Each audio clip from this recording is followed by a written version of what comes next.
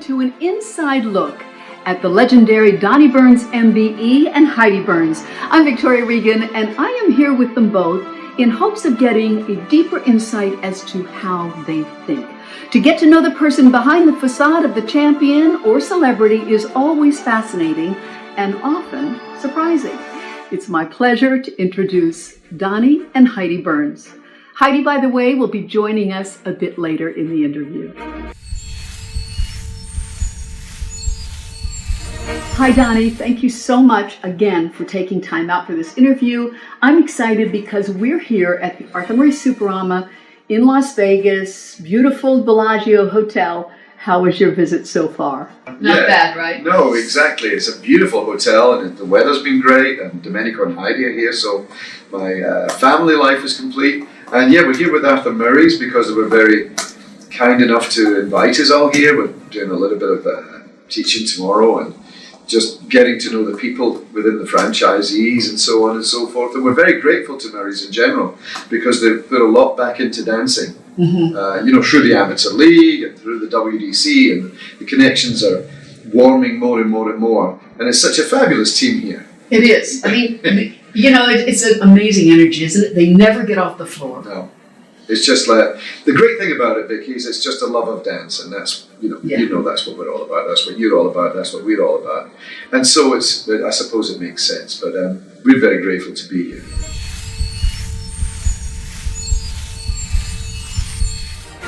My opening question to you is this: was there one motivating factor or influencers that made a huge impact on your life and created the Donnie Burns that we know today? I had quite a few, Vicky. If I start in my childhood, I think obviously I was very influenced by my mia mama. My mother was Italian, Pacito, Maria Violetta Pacito. So that kind of speaks for itself. And my grandfather was called Domenico. And my mum had a great input in my life. And I went to Harry Rollins School. And my mum, we were very poor. Very, very poor. We didn't even have a television when I was a kid. I think it was about 12 until when we got our first TV. It wasn't even colour. For those of you who are young. My mum had to take 3 jobs so that I could dance, which she did most willingly. And so my mum had an input there. And then when I started to dance, mostly because of my mum and my gran, and a guy called Harry Rollins, who was my teacher, the only teacher I would go to. I didn't want more than one teacher. He used to try and send me to other teachers and I wouldn't go. And I got bullied at school a lot, Twinkle Toes, Fairy Feet, Donny Osmond, because that was the era. And that kind of toughened me up in the sense that it was tough being a young boy in Hamilton when dancing was definitely not cool to do. We didn't have Dancing with the Stars or Strictly Come Dancing, so you think you could dance then. Well, it wasn't street cred, it was the opposite. And so I got bullied a lot at school.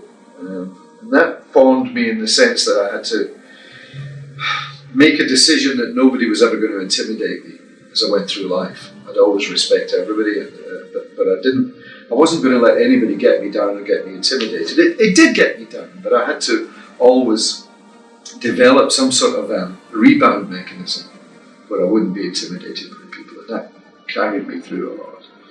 And then I went through my juvenile and junior dance career, and I ended up, for my sins, at Glasgow University Law School. And that was a fabulous experience as well. I did 2 years of law. But then, as a matter of fact, it was a real problem because in law school, the main exams every year were exactly Blackpool Week. So at the end of the second year, I was 17, 18, I think. I went to uni early. And I thought, I can't do this anymore. So there was a professor of law. His name was Professor McGee. And he was also my housemaster. He had a housemaster as well. So he was the vice head professor. The first one was Professor Walker. And Professor McGee was the second head. And he was also my housemaster. So I went to see him just before the second year exams. And I said, Professor McGee, I don't know if I want to do this.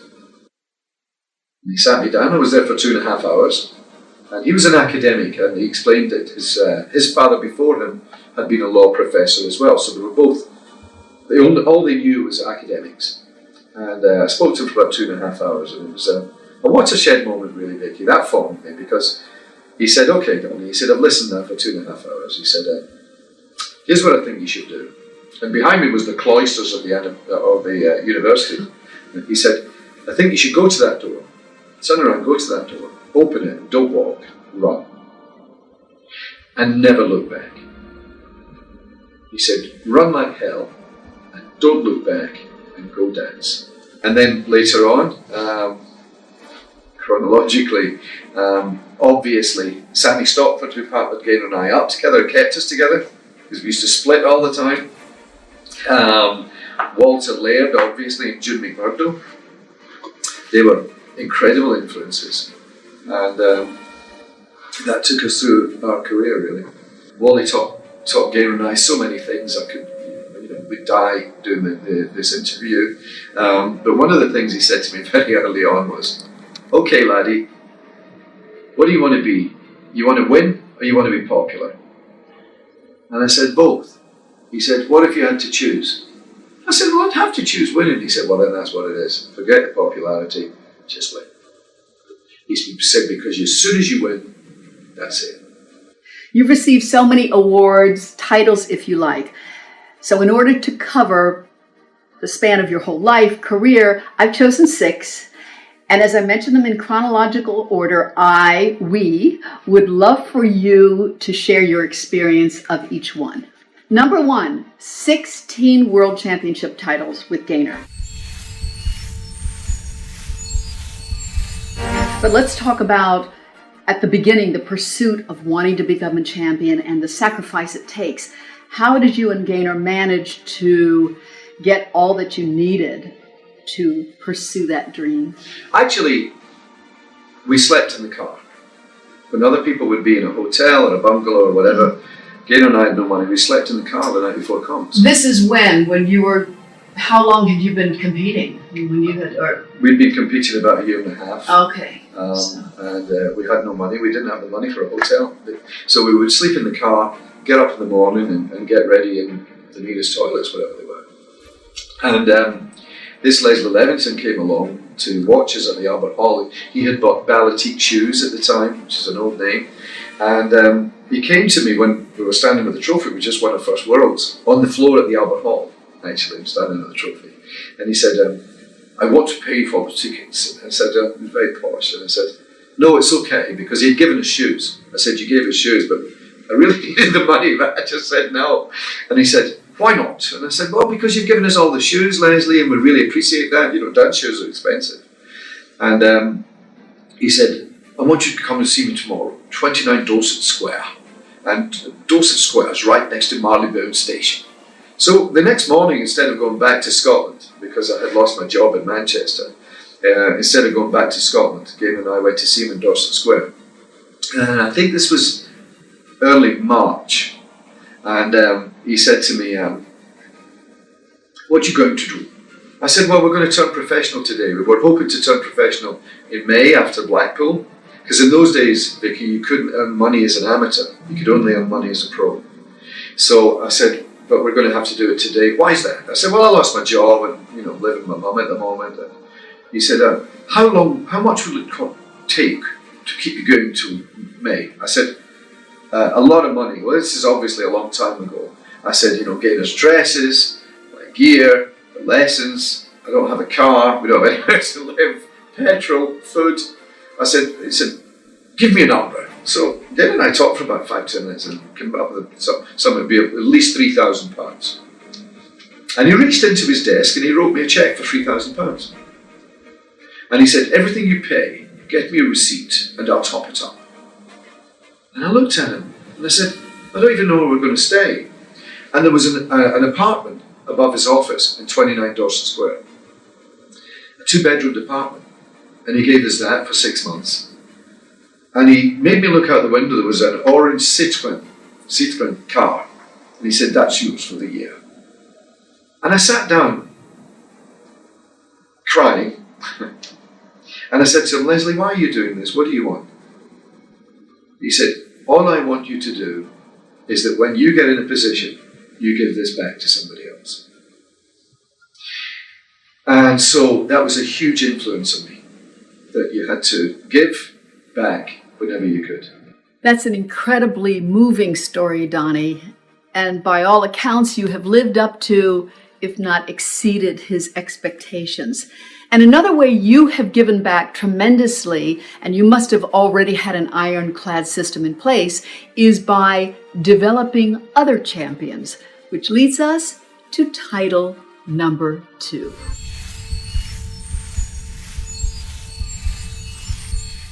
You know a lot about that, Vicky.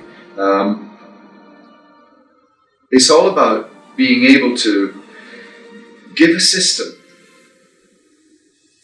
And it's a combination, to me, it's almost schizophrenic. No, it isn't. Yes, it is. It's almost schizophrenic between being emotionally connected enough to understand and get inside people and feel where they are, and at the same time being ruthless enough and clinical enough to give them this method to go on and go past where they would normally be, breaking through the natural barrier. I had to break through so many natural barriers. I'm sure you have as well. People who, and it's a strange thing in the Latin world, you know, people in Broadway, they get rejected all the time, but ballroom and Latin dancers, they don't take rejection very well, because it's not something that, you know, is comfortable. But of course, if you're in the theatre world, as you know, rejection is a normal part of daily life. So it's very, it's a very specialised market, I think. And I wanted to give back. I think you have to treat the holistic soul and give them, and develop a good work ethic with them, where they just become workaholics. And at the same time, give them a weight distribution and body speed system through the frame where they can partner without push and pull. Our solution to everything, Vicky, was to practice. Now, when we teach now, we start teaching at 6:20 or 7 a.m. So if those couples are not dedicated, they soon filter out, because nobody wants to come in at that time on the vampire shift. So developing the work ethic is part of it. It's a holistic approach. You have to get the right work ethic. You have to have a feel and be sensitive enough, I think, to understand the psychology and the feel of the dancer, the couple, and obviously both.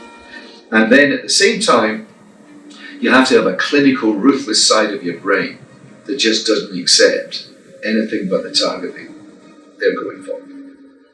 And I think it's also important not to lose faith. Sometimes they'll get bad results, setbacks. It's important, I think, for the coach not to panic or lose faith with them. And to know that you believe in each other. And to stay in the inspiration zone. That's why we put an inspiration zone in our books. Because through the music, through the feeling for music, and through the mechanics that make it work, you can get into a zone of inspiration. You know, when you're inspired, you don't get tired.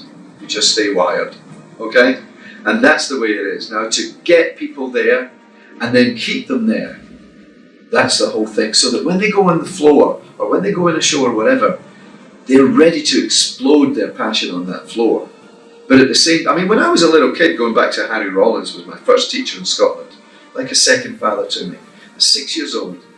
He said, "Do you want to become a champion?" I said, "Yeah." He said, "When you get to this competition, my first competition in 2 weeks' time, you're going to dance with all your heart and soul." I said, "Yes, Harry." He said, "Use your head." So again, that was something that was instilled from a very, very early age, was to dance from your heart, but use your head. And Wally used to say, every time they're cheering for you, "Go on, Donny, go!" And you just take it, he said, inside you think, cool as a cucumber. Continuing on the subject of coaches, you always had a primary one, that being Wally. Do you feel that the couple should find that one person, or it's okay to have many different coaches? Yeah, you asked very good questions, Vicky. Yes and no, I suppose. Should somebody only have one teacher? Maybe not really. I don't know. I can say this. There are a lot of couples who have political lessons. We did at one time as well. When a couple has a political lesson with a teacher, they know it. And the teacher knows it. Don't ever make the mistake of thinking that it's a one-way street. I think everybody needs mentors in whom they can really believe. I think that's crucial. Everybody has mentors, if they're successful, in whom they can trust and turn to and know that they'll get the advice that's suitable for them.